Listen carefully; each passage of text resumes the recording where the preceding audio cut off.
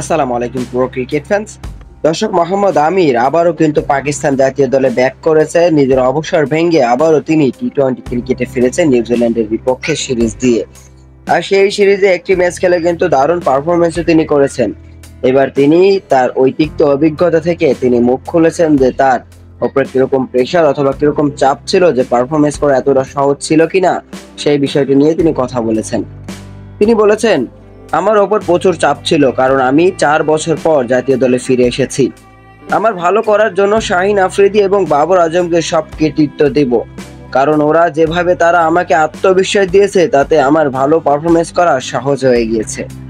মূলত তিনি যে ভালো পারফরমেন্স করবেন বা করতেছেন তার সমস্ত কৃতিত্ব কিন্তু শাহিন শাহ আফ্রিদি এবং বাবর আজমকে দিয়েছেন, কেননা তারা দুজন যেভাবে তাকে আত্মবিশ্বাস দিয়েছে যে তুমি ভালো করতে পারবে, তুমি এরকম ভালোই একজন বলার। তো এই জন্য মোহাম্মদ আমির কিন্তু আবারও আগের রূপে ফিরে এসেছে। আর মোহাম্মদ আমির, শাহিন শাহ আফ্রিদি, নাসিম শাহ, হারিস রৌফ, এই চারজন যদি বিশ্বকাপ স্কোয়াডে থাকে তাহলে বুঝতেই পারছেন পাকিস্তানের বোলিং লাইন আপ কেমনটা হতে চলেছে 2024 টি-20 বিশ্বকাপে।